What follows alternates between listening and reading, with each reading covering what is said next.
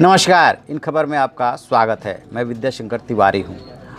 महाराष्ट्र की राजनीति अब थोड़ी दूसरी करवट ले रही है। अब वहाँ पे धमकी और एक दूसरे को तरीके से देखने की बातें होने लगी है। जो वहाँ के बीजेपी के नेता हैं सुधीर मुनगंटीवार, वो अपने बयान के लिए जाने जाते हैं। बहुत बड़े बयानवीर हैं, टाइम टू टाइम वो बयान देते रहते हैं। अब उन्होंने ये बयान दिया है कि यदि 7 तारीख तक यानी 7 नवंबर तक सरकार नहीं बनती है तो वहाँ पे राष्ट्रपति शासन लग जाएगा। हालांकि बाद में उनकी सफाई भी आ गई थी कि वो उनका कंटेक्स्ट दूसरा था।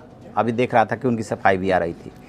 लेकिन अब क्या हुआ है कि बीजेपी और शिवसेना में जो है तनातनी बढ़ गई है। इस बीच ये भी खबर आ रही है कि 5 नवंबर के लिए वानखेड़े स्टेडियम को बुक कराया गया है। नहीं कराया गया, ये कन्फर्म खबर नहीं है, लेकिन 5 नवंबर को की बात आ रही है कि जो है वहाँ पे देवेंद्र फडणवीस शपथ ले सकते हैं। और उधर जो है सोनिया गांधी से कांग्रेस नेताओं की मुलाकात, और फिर एक दूसरे नेता हैं कांग्रेस नेता हुसैन दलवाई, उन्होंने सोनिया गांधी को चिट्ठी लिख दी है कि हमें शिवसेना की सरकार बनवानी चाहिए। और इसी बीच जो महाराष्ट्र के छत्रप हैं और एनसीपी के प्रमुख हैं शरद पवार, वो सोमवार को सोनिया गांधी से मिल रहे हैं। तो माना ये जा रहा है कि सोनिया गांधी और शरद पवार के कभी तल्ख रिश्ते थे, जिसको लेकर के यानी कि विदेशी मुल्क के प्रधानमंत्री को लेकर के शरद पवार अलग हुए थे।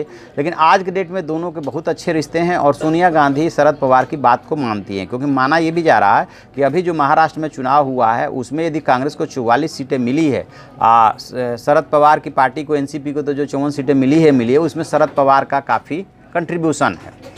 तो दोनों के रिश्ते बहुत अच्छे हैं। तो अब एक धड़ा यानी कि संजय निरुपम और सुशील कुमार शिंदे जैसे जो नेता ये सलाह दे रहे हैं कि नहीं, शिवसेना के साथ सहयोग नहीं किया जाना चाहिए, उसकी सरकार नहीं बनवाई जानी चाहिए। वहीं दूसरा धड़ा कह रहा है कि नहीं, हमें ऐसा करना चाहिए, इतिहास बार बार आपको मौका नहीं देता है। और शिवसेना और बीजेपी में बात जो है एक तरह से बंद हो गई है। दोनों पक्षों से कोई बात नहीं हो रही है, सामना के जरिए अटैक हो रहा है। तो अब इसमें ऐसे में महाराष्ट्र ऐसे मोड़ पे खड़ा हो गया है कि वहाँ पे क्या होगा, 2-3 संभावनाएं बनने लगी है। एक तो ये कि देवेंद्र फडणवीस अल्पमत वाली सरकार बना करके मुख्यमंत्री की शपथ ले लें, जैसा कि बीजेपी चाहती है कि हम ले लेंगे, उसके बाद मेजोरिटी जुटा लेंगे। दूसरी संभावना ये बन रही है कि क्या वहाँ पे राष्ट्रपति शासन लागू हो जाएगा क्या, क्योंकि 9 नवंबर से पहले ऐसा होना ज़रूरी है। तो एक तरफ अल्पमत की सरकार का ऑप्शन है, दूसरी तरफ राष्ट्रपति शासन का ऑप्शन है।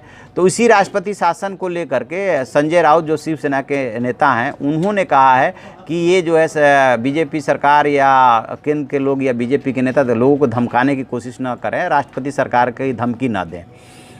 तो ये 2 ऑप्शन इधर का है, क्योंकि उन्हें ऐसा लग रहा है कि लास्ट में जो है बीजेपी उनके साथ, बीजेपी को ऐसा लग रहा है कि लास्ट में शिवसेना उनके साथ आएगी। जैसे ही अल्पमत के मुख्यमंत्री के रूप में जो है देवेंद्र फडणवीस शपथ लेंगे, शिवसेना को मना लिया जाएगा, शिवसेना साथ में आ जाएगी। क्योंकि निर्दलीय और छोटे दलों के विधायक टूट करके बीजेपी की तरफ जब जाना शुरू करेंगे तो शिवसेना के पास कोई ऑप्शन नहीं बचेगा। उनके जो रणनीतिकार हैं वो ये सोच रहे हैं।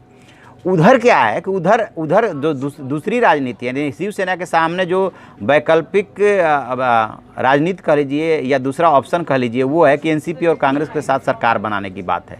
तो एक बात ये भी आ रही है कि क्यों शिवसेना, एनसीपी क्यों नहीं सरकार बनाए। और शिवसेना जब गुस्से में आएगी और बीजेपी की सरकार न बनने देने का संकल्प लेगी, मैं बेशक बर्बाद हो जाऊँ लेकिन बीजेपी की सरकार नहीं बनने देंगे, तो उस कंडीशन में जो है या तो शिवसेना की एनसीपी और कांग्रेस सपोर्ट करके सरकार बनवाए।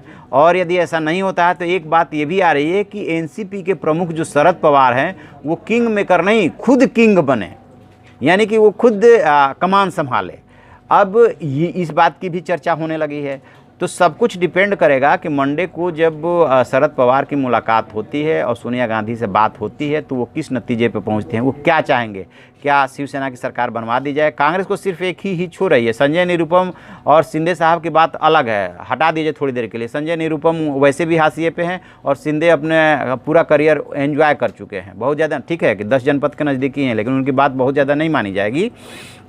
डिपेंड इस बात पे करता है कि कांग्रेस इस बात में मंथन करेगी कि यदि शिवसेना का हम बाहर से भी सपोर्ट करते हैं, मुद्दा आधारित भी सपोर्ट करते हैं, तो इससे देश में मैसेज क्या जाएगा। कहीं ऐसा तो नहीं है कि जो अभी भी वोट बैंक उनके साथ बना हुआ है वो उसके साथ छिटक जाए क्योंकि कट्टर हिंदूवादी पार्टी का हम सपोर्ट करेंगे। कांग्रेस की हिच यहाँ पे है, तो वो इसका रास्ता दूसरा ये जो निकालने की बात हो रही है कि शरद पवार किंग मेकर क्यों बनना चाहते हैं, किंग क्यों नहीं बनना चाहते हैं।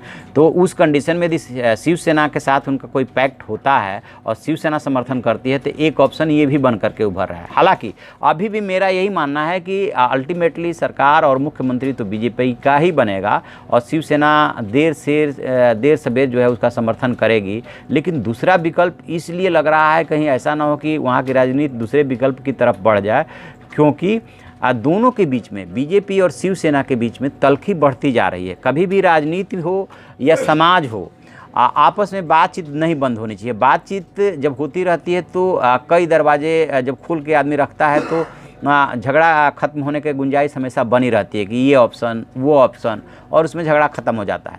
लेकिन यदि बातचीत बंद है और बीजेपी ये सोच रही है कि हम शिवसेना को झुका लेंगे राष्ट्रपति शासन की धमकी दे करके या ऑप्शन दिखा करके, डर दिखा करके, या अल्पमत की सरकार बना करके और फिर शिवसेना को अपने पाले से जोड़ लेंगे, तो वो अब धीरे धीरे उसकी संभावना इसलिए कम होती जा रही है कि दोनों पक्षों की तरफ से जिद की बात होती जा रही है कि दोनों पक्ष अपने अपने जिद पे अड़ गए हैं कि नहीं, हम नहीं मानेंगे।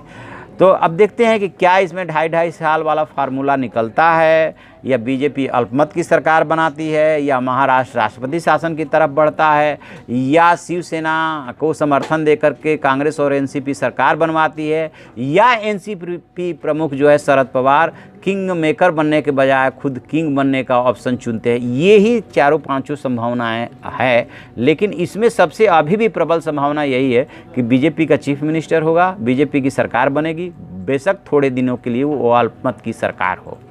तो जैसे इसमें और कोई जानकारी मिलती है हम आपको अपडेट कराएंगे। आप देखते रहिए हमारा डिजिटल चैनल इन खबर। Thank you. इन खबर चैनल को सब्सक्राइब करें और बेल आइकन दबाना ना भूलें।